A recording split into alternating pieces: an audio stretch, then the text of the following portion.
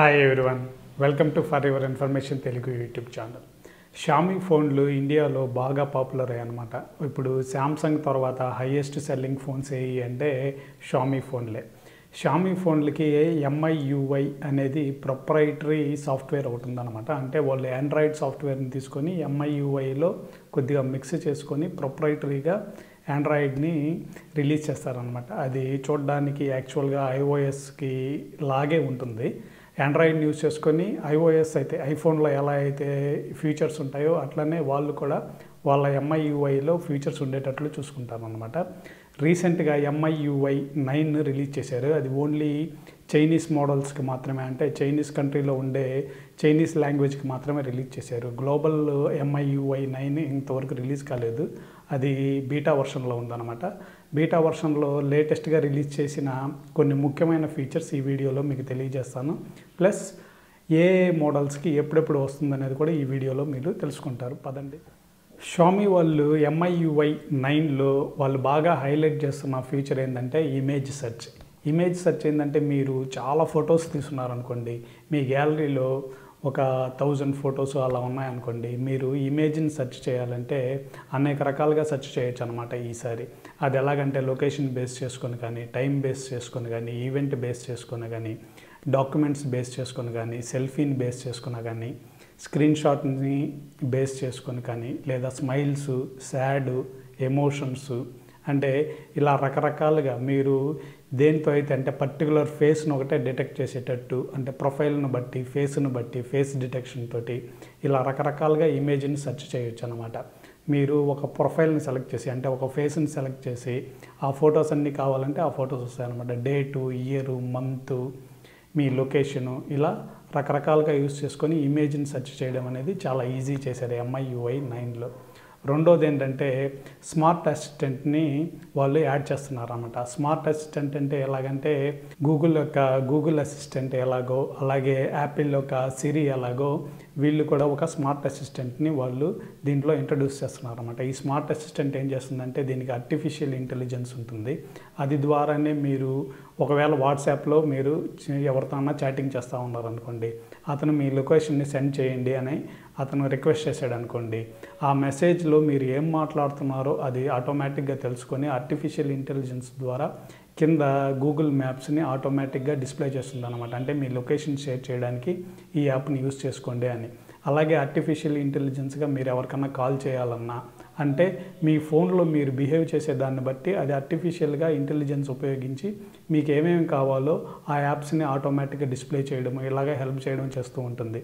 దాన్నే smart assistant అంటారన్నమాట.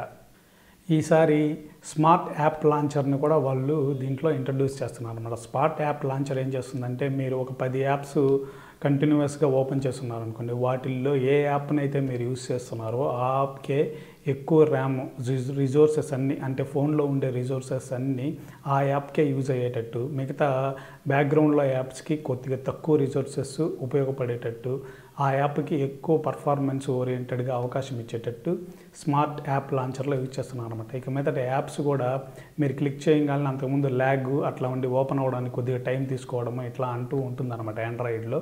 కానీ వీళ్ళు ఈసారి స్మార్ట్ యాప్ లాంచర్లో ఏంటంటే ఇక మీదట యాప్స్ ల్యాగింగ్ ఏమి లేకుండా తొందరగా యాప్ ఓపెన్ అయిపోతుంది అన్నమాట. అలాగే వీళ్ళు ఈసారి ఏం చేశారంటే చాలా వరకు మీరు స్ప్లిట్ స్క్రీన్ ఆప్షన్ అనేది చూస్తుంటారు. అంటే ఒకటే స్క్రీన్లో మీరు 2 యాప్స్ ఓపెన్ చేసుకోవచ్చు అనమాట. అంటే యూట్యూబ్ వీడియోస్ చూస్తూనే కింద వాట్సాప్ యాప్ను కూడా చాటింగ్ చేసుకోవచ్చు అనమాట. స్ప్లిట్ స్క్రీన్ అనేది MIUIలో ఇప్పటివరకు లేదు. MIUI 9లో దాన్ని వాళ్ళు ఇన్స్టాల్ చేస్తున్నారు అనమాట. అంటే కొత్తగా ఫ్యూచర్ని ఇంట్రడ్యూస్ చేస్తున్నారు. మీరు ఇక మీ ఆండ్రాయిడ్ ఫోన్లో ఎగ్జామీ ఫోన్లలో మీరు స్ప్లిట్ స్క్రీన్ని కూడా యూస్ చేసుకోవచ్చు అన్నమాట.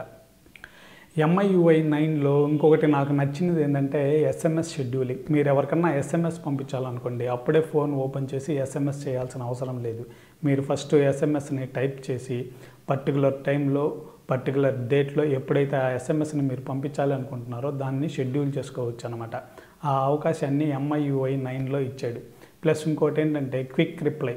మీరు ఫర్ ఎగ్జాంపుల్ వాట్సాప్లోనో లేకుంటే ఫేస్బుక్లోనో ఏదన్నా ఉన్నారనుకోండి, సడన్గా మీకు ఏ ఎస్ఎంఎస్ ఏదన్నా వచ్చింది, దానికి రిప్లై ఇవ్వాలనుకుంటే మీరు క్విక్ రిప్లైగా ఆ యాప్లో నుంచి బయటకు వెళ్ళకుండానే అక్కడే క్విక్ రిప్లై ఇవ్వచ్చు అనమాట.